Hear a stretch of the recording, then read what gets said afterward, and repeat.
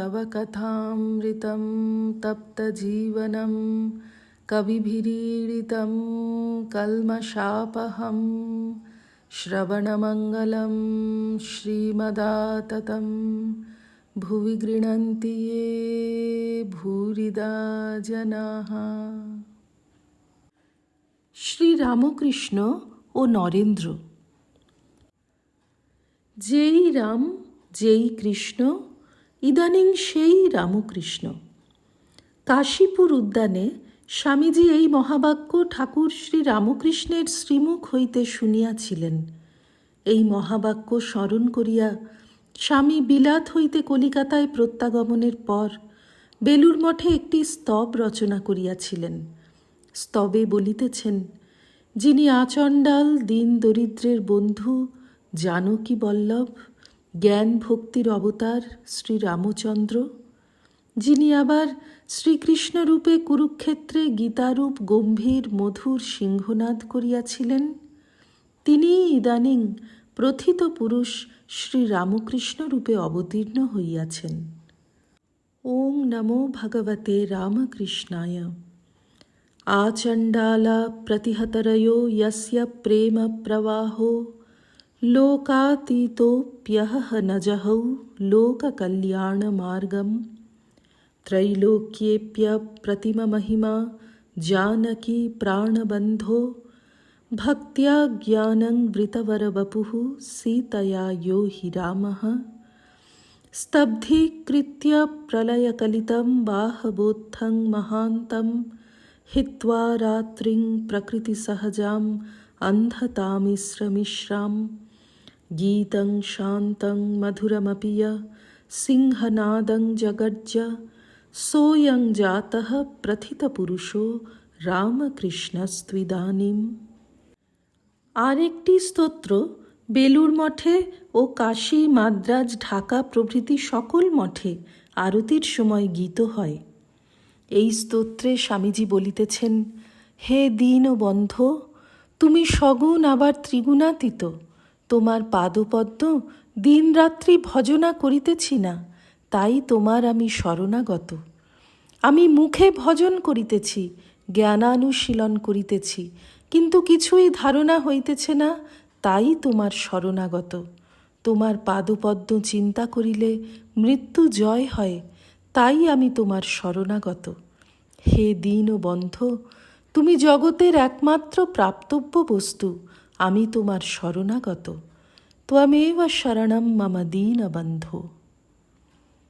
স্বামীজি আরতির পর শ্রী রামকৃষ্ণের প্রণাম শিখাইয়াছেন, উহাতে ঠাকুরকে অবতার শ্রেষ্ঠ বলিয়াছেন। ওম স্থাপকায় চ ধর্মস্য সর্বধর্মস্বরূপিণে অবতার বরিষ্ঠায় রামকৃষ্ণায় তে নমঃ। কেশবের সহিত দক্ষিণেশ্বর মন্দিরে। প্রথম পরিচ্ছেদ। 1 জানুয়ারি 1881, শনিবার 18 পৌষ 1287। ব্রাহ্ম সমাজের মাঘোৎসব সম্মুখে প্রতাপ, ত্রৈলোক্য, জয়গোপাল সেন প্রভৃতি অনেক ব্রাহ্মভক্ত লইয়া কেশবচন্দ্র সেন শ্রীরামকৃষ্ণকে দর্শন করিতে দক্ষিণেশ্বর মন্দিরে আসিয়াছেন। রাম, মনমোহন প্রভৃতি অনেকে উপস্থিত। ব্রাহ্মভক্তেরা অনেকেই কেশবের আসিবার আগে কালীবাড়িতেই আসিয়াছেন ও ঠাকুরের কাছে বসিয়া আছেন। সকলেই ব্যস্ত, কেবল দক্ষিণ দিকে তাকাইতেছেন, কখন কেশব আসিবেন, কখন কেশব জাহাজে করিয়া আসিয়া অবতরণ করিবেন। তাহার আসা পর্যন্ত ঘরে গোলমাল হইতে লাগিল। এইবার কেশব আসিয়াছেন, হাতে 2টি বেল ও ফুলের একটি তোড়া। কেশব শ্রীরামকৃষ্ণের চরণ স্পর্শ করিয়া ওইগুলি কাছে রাখিয়া দিলেন এবং ভূমিষ্ঠ হইয়া প্রণাম করিলেন। ঠাকুরও ভূমিষ্ঠ হইয়া প্রতি নমস্কার করিলেন। শ্রীরামকৃষ্ণ আনন্দে হাসিতেছেন আর কেশবের সহিত কথা কহিতেছেন। শ্রীরামকৃষ্ণ কেশবের প্রতি সহাস্যে, কেশব, তুমি আমায় চাও, কিন্তু তোমার চেলারা আমায় চায় না। তোমার চেলাদের বলছিলুম, এখন আমরা খচমচ করি, তারপর গোবিন্দ আসবেন। কেশবের শিষ্যদের প্রতি, ওই গো, তোমাদের গোবিন্দ এসেছেন। আমি এতক্ষণ খচমচ করছিলুম, জমবে কেন? সকলের হাস্য। গোবিন্দের দর্শন সহজে পাওয়া যায় না। কৃষ্ণযাত্রায় দেখো নাই, নারদ ব্যাকুল হয়ে যখন ব্রজে বলেন, প্রাণ হে গোবিন্দ মম জীবন, তখন রাখাল সঙ্গে কৃষ্ণ আসেন, পশ্চাতে সখীগণ, গোপীগণ। ব্যাকুল না হলে ভগবানের দর্শন হয় না। কেশবের প্রতি, কেশব তুমি কিছু বলো, এরা সকলে তোমার কথা শুনতে চায়। কেশব বিনীতভাবে সহাস্যে, এখানে কথা কওয়া কামারের নিকট ছুঁচ বিক্রি করতে আসা। শ্রীরামকৃষ্ণ সহাস্যে, তবে কি জানো, ভক্তের স্বভাব গাঁজাখোরের স্বভাব। তুমি একবার গাঁজার কলকেটা নিয়ে টানলে, আমিও একবার টানলুম। সকলের হাস্য। বেলা 4টা বাজিয়াছে, কালীবাড়ির নহবতে বাজনা শোনা যাইতেছে। শ্রীরামকৃষ্ণ কেশব প্রভৃতির প্রতি, দেখলে কেমন সুন্দর বাজনা, তবে একজন কেবল পোঁ করছে, আর একজন নানা সুরের লহরী তুলে কত রাগরাগিনীর আলাপ করছে। আমারও ওই ভাব, আমার 7 ফোঁকর থাকতে কেন শুধু পোঁ করব, কেন শুধু সোহং সোহং করব? আমি 7 ফোঁকরে নানা রাগরাগিনী বাজাবো, শুধু ব্রহ্ম ব্রহ্ম কেন করব? শান্ত দাস্য বাৎসল্য সখ্য মধুর সবভাবে তাকে ডাকব, আনন্দ করব, বিলাস করব। কেশব অবাক হইয়া এই কথাগুলি শুনিতেছেন আর বলিতেছেন, জ্ঞান ও ভক্তির এরূপ আশ্চর্য সুন্দর ব্যাখ্যা কখনো শুনি নাই। কেশব শ্রীরামকৃষ্ণের প্রতি, আপনি কতদিন এরূপ গোপনে থাকবেন? ক্রমে এখানে লোকে লোকারণ্য হবে। শ্রীরামকৃষ্ণ, ও তোমার কি কথা? আমি খাই দাই থাকি, তার নাম করি, লোক জড়ো করা করি আমি জানি না। কে জানে তোর গাঁই গুঁই, বীরভূমের বামুন মুই। হনুমান বলেছিল, আমি বার তিথি নক্ষত্র ওসব জানি না, কেবল এক রাম চিন্তা করি। কেশব, আচ্ছা, আমি লোক জড়ো করব, কিন্তু আপনার এখানে সকলের আসতে হবে। শ্রীরামকৃষ্ণ, আমি সকলের রেণুর রেণু, যিনি দয়া করে আসবেন আসবেন। কেশব, আপনি যা বলুন, আপনার আশা বিফল হবে না। দ্বিতীয় পরিচ্ছেদ।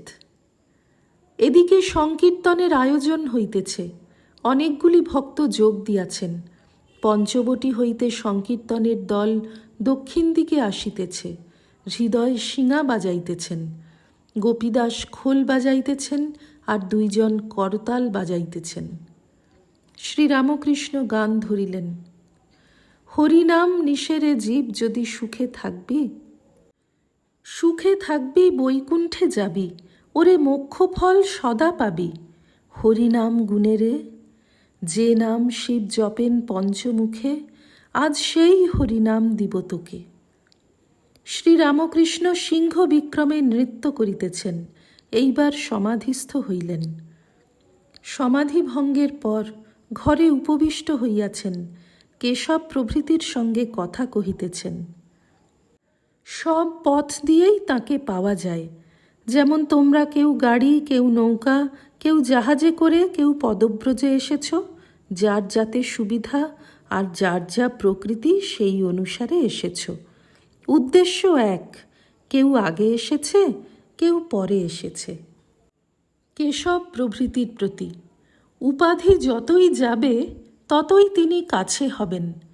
উঁচু ঢিপিতে বৃষ্টির জল জমে না, খাল জমিতে জমে। তেমনি তাঁর কৃপাবাড়ি যেখানে অহংকার সেখানে জমে না, তাঁর কাছে দিনহীন ভাবই ভালো। খুব সাবধানে থাকতে হয়, এমনকি কাপড় চোপড়েও অহংকার হয়। পিলে রোগী দেখেছি, কালা পেড়ে কাপড় পরেছে, অমনি নিধুবাবুর টপ্পা গাইছে। কেউ বুট পরেছে, অমনি মুখে ইংরাজি কথা বেরুচ্ছে। সামান্য আধার হলে, গেরুয়া পরলে অহংকার হয়, একটু ত্রুটি হলে ক্রোধ অভিমান হয়। ওম নিরঞ্জনম নিত্যমনন্তরূপং ভক্তানুকম্পাধৃতবিগ্রহং বৈ ঈশাবতারং পরমেশমিড্যং তং রামকৃষ্ণং শিরসা নমামঃ। শ্রীরামকৃষ্ণার্পণমস্তু।